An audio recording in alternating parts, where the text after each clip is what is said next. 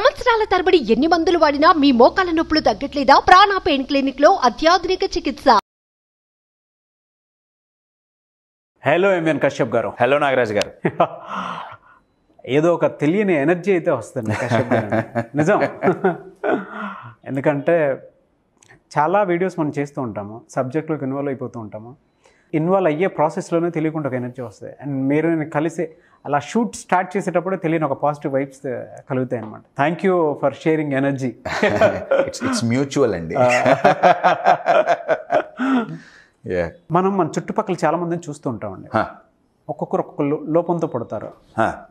కొంతమందికి ఫిజికల్లీ ఛాలెంజింగ్గా ఉండొచ్చు, కొంతమందికి మెంటల్లీ ఛాలెంజింగ్గా ఉండొచ్చు, కొంతమందికి బాడీ పార్ట్స్కి సంబంధించినటువంటి విషయాలు ఏవైతే ఉంటాయో అవి అంటే ఒక హ్యూమన్ బాడీ అని అంటే ఇలానే ఉండాలి అని అనుకోవడానికి లేదు. కానీ కొంతమంది కొన్ని ఫ్యాంటసీస్ ఉంటాయి, ఇలా ఉండాలి, అలా బతకాలి, ఇలా చేయాలని చెప్పేసి. బట్ ఇన్బిల్ట్ ఎక్కడో తెలియకుండా కొంతమంది కొన్ని లోపాలు ఉంటాయి. దాన్ని అడ్డం పెట్టి చుట్టుపక్కల ఉండేటువంటి వాళ్ళు ఇటు జెండర్తో సంబంధం లేదు, ఎలా పడితే అలా మాట్లాడేస్తూ ఉంటారు. ఎలా పడితే అలాగా బాడీ షేమింగ్ని అంటే 10 మంది ముందు సెన్స్ కూడా లేకుండా చెప్పేస్తూ ఉంటారు అనమాట. అది చాలా తప్పు. ఈ పద్ధతి అంతా అన్ని చోట్ల ఒకేసారి మన వీడియోతోనే మారిపోద్దని అనుకోవట్లేదు. కానీ బట్ చూసిన వాళ్ళు ఎక్కడో తెలియకుండా ఒక రియలైజేషన్ అయితే ఖచ్చితంగా రావాల్సిన అవసరం ఉంది. ఎందుకంటే మెంటల్లీ వాళ్ళు ఎంత డిస్టర్బ్ అవుతారంటే, ఎవరైనా హర్ట్ చేస్తే ఒక్కొక్క మాటతోటి అది వాళ్ళకి మాత్రమే తెలుసండి. కొంతమంది సూసైడ్ కూడా చేసుకున్నటువంటి వాళ్ళు ఉన్నారు. అంటే ఈ ప్రాబ్లమ్ని ఫేస్ చేయలేక, తలెత్తుకోలేక బయటికి అంటే బయట సొసైటీ చూసే చూపు అలా ఉంటుంది వాళ్ళకి. అది వాళ్ళకి మాత్రం పడేవాడికే తెలుస్తుంది, అనేవాడికి ఏం తెలుస్తుంది. ఎలా అండి అంటే ఇటువంటి మెంటాలిటీస్లో ఎవరైతే హర్ట్ చేస్తారో వాళ్ళ మెంటల్లీ వాళ్ళు చేంజ్ అవ్వాలి అని అంటే ఎలా? అన్నిటికంటే అతిపెద్ద లోపం అవతల వాళ్ళ లోపాలని హైలైట్ చేసి కించపరుస్తూ మాట్లాడటం. చాలా మందికి అది నార్మల్ అయిపోయింది. యాక్చువల్గా లోపం ఉన్నది వాళ్ళల్లో. యాక్చువల్గా వాళ్ళలో లోపం. మీరు ఇందాక ఒక పదం వాడారండి, పుట్టడంతోనే ఫిజికల్గా ఛాలెంజెస్తో పుట్టచ్చు, మెంటల్గా ఛాలెంజెస్తో పుట్టచ్చు. నలుగురిలాగా కాకుండా డిఫరెంట్గా పుట్టుండొచ్చు. అది గనక పాజిటివ్గా తీసుకోలేకపోతే ఇన్ఫీరియారిటీ అనేది చాలా హైగా డెవలప్ అవుతుందండి. అది స్టార్టింగ్లో నార్మల్గా ఉంటుంది, టీనేజ్ వచ్చేటప్పటికి చాలా బలంగా కొడుతుంది. పియర్ ప్రెషర్ అంటే సార్, పియర్ ప్రెషర్ అంటే పియర్స్ అంటే చుట్టుపక్కల ఉండేవాళ్ళు. Okay, same age group, same college, peers. ఆ పియర్ ప్రెషర్ అంటే ఏంటంటే, ఆ ఏజ్కి టీనేజ్కి వచ్చేటప్పుడు ఏమవుతుందంటే వాళ్ళకి తగ్గట్టుగానే నేను ఉండాలి, వాళ్ళ ఎక్స్పెక్టేషన్స్ తగ్గట్టుగా. టీనేజ్లో అయితే school mates, college mates peer pressures అండి. మీకు నాకు అనుకుంటే మన కలీగ్స్ లేదా మన ఏజ్ గ్రూప్ ప్రతి ఒక్కళ్ళకి ఒక పియర్ గ్రూప్ ఉంటుంది. అవును, యూఆర్ గెటింగ్ మైట్. ప్రతి హ్యూమన్ మైండ్, ప్రతి హ్యూమన్ బీయింగ్ ఈ పియర్ ప్రెషర్లో పడుతూ బయటకు వస్తూ లోపలికి పోతూ ఉంటుంటారు. అంటే నేను నా సర్కిల్ ఏదైతే ఉందో వాళ్ళ దగ్గర నుంచి నాకు యాక్సెప్టెన్స్ కావాలి, వాళ్ళ దగ్గర నుంచి నాకు ప్రేమ కావాలి, సిగ్నిఫికెన్స్ కావాలి, ఇంపార్టెన్స్ కావాలి అనుకోవటంలో తప్పు లేదు. ఇది ఎప్పుడైతే మిస్ అవుతుంది అన్న భావన కలుగుతుందో అప్పుడు ఆ పియర్ ప్రెషర్లో పడతారు. వాళ్ళు ఏదన్నా వీళ్ళకి హిట్ అవుతుంది, ఇలా ఉండటం తప్పు అంటే మార్చేసుకుంటారు. అవును. అయితే నార్మల్గా అందరూ ఉన్నట్లు ఉంటేనే ఇంకా ఏదో లేదు అని కంపేర్ చేసి పియర్ ప్రెషర్లో సెల్ఫ్ రెస్పెక్ట్ని దెబ్బతీస్తారు జనాలు. లోపాలని చాలా అసలు మామూలుగా ఉండదు. ఆ ఎదుటి దగ్గర టాలెంట్ ఉంటుందో లేదో తెలియదు, కానీ వేలెత్తి చూపే టాలెంట్ మాత్రం బెదత్సంగా ఉంటుంది చాలా. ఇంకేం ఎత్తలేక అంటే చేత కాదు. అదొక మానసిక స్థితి అండి, అదొక మానసిక స్థితి, అదొక సెల్ఫ్ ఎస్టీమ్ ఇష్యూ. అయితే మీరు ఇందాక అన్ని బాగుంటేనే చేస్తున్నారు, పుట్టుకతోనే చాలా డిఫరెంట్గా పుట్టితే అంతెందుకండి. నేను ఒక ఎగ్జాంపుల్ ఇస్తాను. అమ్మాయికి మీసం వస్తే ఎట్లుంటుంది? ఆడుగా చూస్తారు, కొంచెం ఆడుగా చూస్తారు. గడ్డం వస్తే ఇంకొంచెం ఆడుగా చూస్తారు. అబ్బాయికి మీసాలు గడ్డాలు ఎంత వస్తాయో దానికి 10 రెట్లు హెయిర్ గ్రోత్ ఫేస్ మీద ఉంటే ఎంత అడుగు చూస్తారు? Yes or no? పర్సనల్గా ఫేస్ చేయటం కూడా అది వాళ్ళే ఫేస్ చేసుకోవడానికి కూడా మిర్రర్లో చూసుకున్నా కూడా తెలియని ఒక ఇన్ఫీరియారిటీ కాంప్లెక్స్ చాలా కదా. నేనేదో ఒక కట్టుకథ చెప్పట్లేదండి, ఇది రియల్గా థాయిలాండ్లో ఒక అమ్మాయి విషయంలో జరిగింది. ఆ అమ్మాయి ఏంటి నేను చెప్తాను. 1999 August 5th రైట్, థాయిలాండ్ హాస్పిటల్లో అమ్మాయి పుట్టింది. ఒక హాస్పిటల్లో పేరెంట్స్కి డాక్టర్లు బయటకు వచ్చి చెప్పారు మీకు అమ్మాయి పుట్టింది. వాళ్ళు చాలా హ్యాపీ, కానీ డాక్టర్లు హ్యాపీగా లేరు. పేరెంట్స్ చాలా హ్యాపీగా ఉన్నారు పాప పుట్టిందని, కానీ డాక్టర్స్ హ్యాపీగా లేరు. డాక్టర్లు చాలా సాడ్ ఫేస్తో ఉంటే తల్లిదండ్రులు అడిగారు మీరు ఎందుకు అంత డల్గా ఉన్నారు? ఆ అమ్మాయిని అప్పుడు ఇంక్యుబేటర్లో పెట్టారు, జస్ట్ పుట్టింది.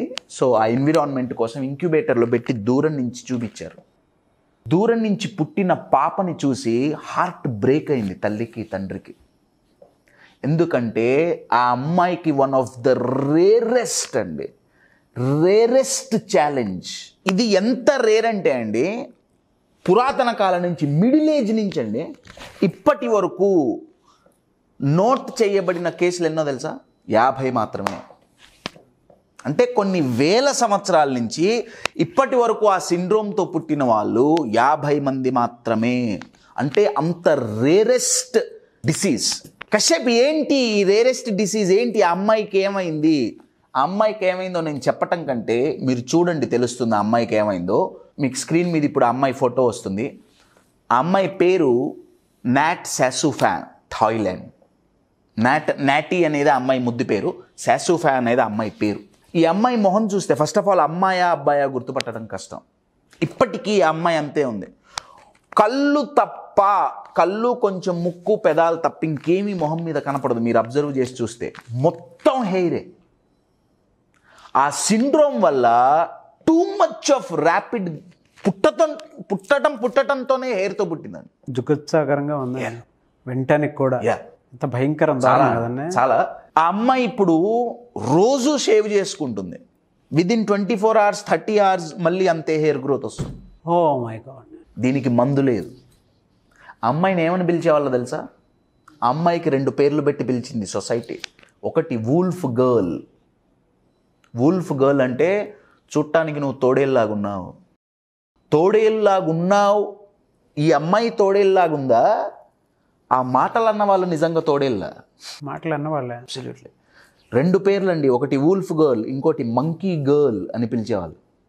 మనం రామాయణం చూస్తే వానర సైన్యాన్నంతా పెద్ద పెద్ద గడ్డాలతో ఉన్న ఫేసెస్ మనకి రిప్రజెంట్ అవుతాయి. సో ఈ అమ్మాయిని చూసి నువ్వు కోతివి, నువ్వు తోడేల్లాగున్నావు. Your getting my point. Parents ఎంత ఇమోషనల్ ట్రామా అనుభవించి ఉండాలి, ఈ అమ్మాయి ఎంత ఇమోషనల్ ట్రామా అనుభవించి ఉండాలి. ఎందుకంటే చూడంగానే వాళ్ళు కొట్టేస్తుందండి. అవునండి.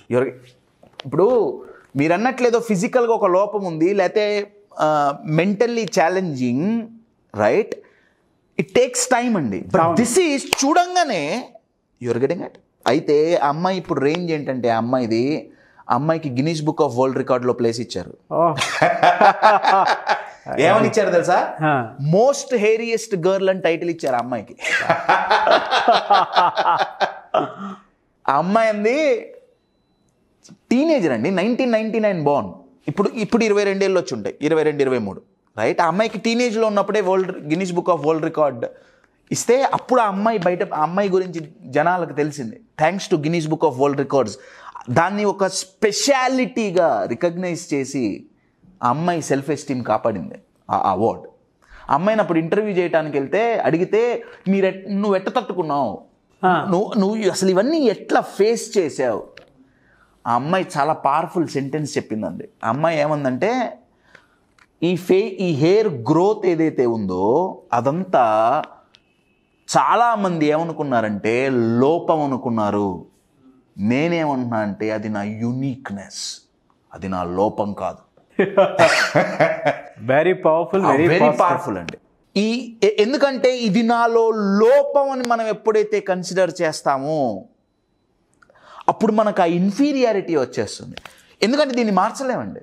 అవునండి. అది ఎప్పుడైతే ఇది నా స్పెషాలిటీ అని గుర్తిస్తామో అప్పుడు ఇన్ఫీరియారిటీ నుంచి బయటపడవచ్చు. You are getting my point. చాలామంది ఏం చేస్తారంటే మనలో ఉన్న ఎన్నో స్పెషల్ క్యారెక్టరిస్టిక్స్ని లోపాలుగా భావిస్తారు. ఎందుకంటే అవతల వాళ్ళు యాక్సెప్ట్ చేయట్లేదు. అదొకటే రీజన్. నేను ఒక ఎగ్జాంపుల్ ఇస్తాను అండి. We are born for a purpose అండి. ఇది బాగా గుర్తుపెట్టుకోండి.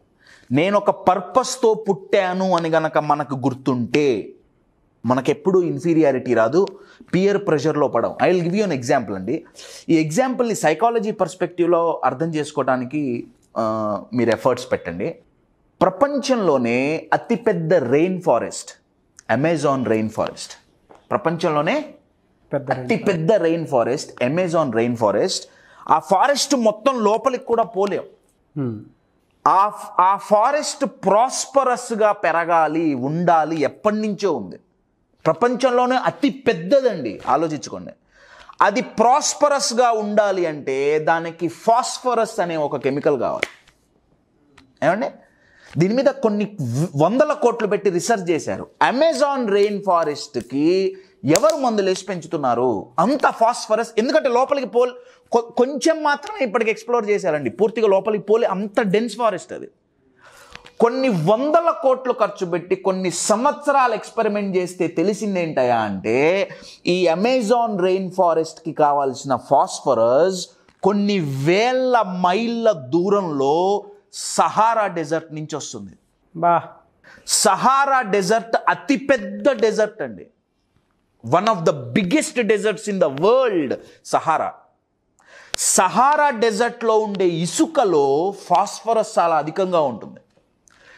ప్రతి సంవత్సరం కొన్ని వేల లక్షల టన్నుల ఇసుక, కొన్ని వేల లక్షల మైళ్ళు గాల్లో దానంతటదే ట్రాన్స్ఫర్ అయ్యి గాలి ద్వారా దుమ్ము లేచినట్టు లేచి కొన్ని వేల లక్షల కిలోమీటర్లు ట్రావెల్ చేసి అమెజాన్ రెయిన్ ఫారెస్ట్లో ఈక్వల్గా పడిపోతుంది ప్రతి సంవత్సరం.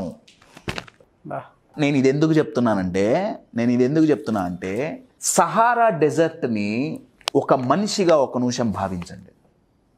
డెజర్ట్లో ఏవి గ్రో అవ్వవు, చాలా rare few plants grow. Desert అంటేనే చాలా మంది అంటుంటారు కదండి, జీవితమే ఒక ఎడారిలాగా. అవును. సహారా డెజర్ట్ని ఒక ఇండివిజువల్గా ఒక నిమిషం భావిస్తే నా పుట్టుకెందుకు, ఐఎమ్ యూజ్లెస్.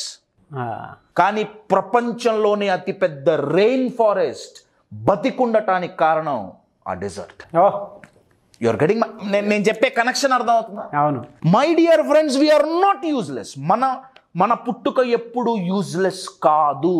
నాట్ సాసుఫామ్ మనకి నేర్పే లెసన్ ఏంటంటే మనం మిగతా వాళ్ళతో ప్రతి ఒక్కళ్ళ డెఫినేషన్స్కి తగ్గట్టుగా మనం ఉండాల్సిన అవసరం లేదు. మనలో ఉన్న యూనిక్నెస్ని మనం చాలామంది లోపంగా భావిస్తున్నాం. అది మన హెయిర్ కావచ్చు, మన ఫేస్ కావచ్చు, మన ఫిజికల్ స్ట్రక్చర్ కావచ్చు, మన హైట్ కావచ్చు, మన కలర్ కావచ్చు, ఏదైనా కావచ్చు. అంతెందుకండి, కలర్ అంటే గుర్తొచ్చింది. ఏఆర్ రెహమాన్ గారు one of the best music directors in the world. 2013లో ఆయన ఒక ఫంక్షన్కి వెళ్తే యుఎస్లో ఆయన వాల్ట్ డిస్నీ స్టాచ్యూ పక్క నుంచి ఫోటో తీసుకుంటుంటే అందరూ ఆయన్ని చూశారట. ఆయన మ్యూజిక్ డైరెక్టర్ అని చూడలే. అక్కడున్న వాళ్ళలో ఆయన ఒక్కడే బ్రౌన్గా ఉన్నాడు. అంటే ఆయనలో ఉన్న మ్యూజిషియన్ని జనాలు చూడలేకపోయారు, ఆయనలో ఉన్న కళని జనాలు చూడలేకపోయారు, కళ చూడలేకపోయారు, ఓన్లీ కలరే చూశారు. అలా ఉంటారు కొంతమంది, చాలా మంది. You are getting my point. My dear friends, we are born with a purpose. We are unique. We are very very very unique. True. Powerful words వాడారు. యూనిక్. గుడ్. వింటానికి కూడా చాలా పాజిటివ్గా ఉంది, పవర్ఫుల్గా ఉంది. Thank you so much. Thank you. Suman టీవీలో మీ పర్సనల్ అండ్ బిజినెస్ ప్రమోషన్స్ కోసం కింది నెంబర్కి కాంటాక్ట్ చేయండి.